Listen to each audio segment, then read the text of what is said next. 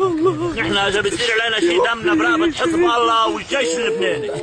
دمنا برقبة حزب الله والجيش اللبناني. انا معي فياض درزي بدعي كل الطائفة الدرزية، بدعي احيي كل الطائفة الدرزية مثل ما وقفوا ب7 ايار ضد حزب الليل، حزب الشيطان، حزب نصران المتعة والجيش اللبناني اللي مثير ولا جيش لبناني.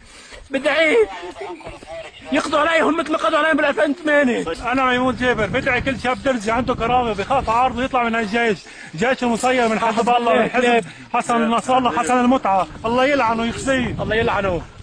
الله يلعنك يا نصر الله، الله يلعنك يا حسن نصر الله. خربت لنا بيتنا. اللي بيروح على الشمال وبيقاتل اهل الشمال واهل السنه، اهل البلد هودي يبرم ظهره لاسرائيل. الكلب نصر الله كلهم سوا.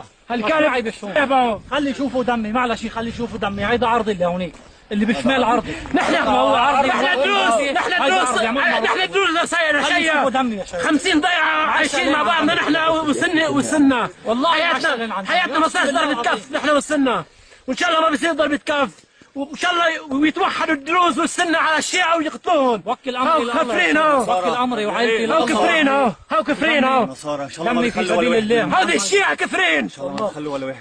هذا نصران المتعه. فه علي فه علي. الله ينصركم. انا بدي اقول لقائد الجيش يروح يعمل قائد جيش بايران مش بلبنان. هيدا منه جيش لبناني. الجيش اللبناني ما بيدير بارودته على اهله وعلى اخواته وعلى اعراضه. يروح يعمل قائد جيش بايران.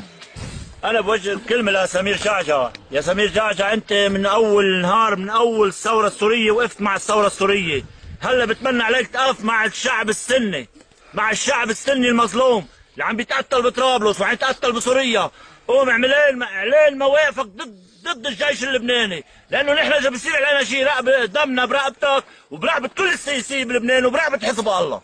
وللي راكدين ورا الكراسي، راكدين ورا الكراسي، اللي راكد ورا الوزاره، راكد ورا النيابه، راكد ورا رئاسه الجمهوريه، الشمال مش من لبنان؟ لحقينا لهون. ضبونا ببيوتهم بسوريا بال 2006، ببيوتهم ضبونا، ببيوتهم فوتونا على بيوتهم، عشان فات حزب الشيطان على سوريا بال 2000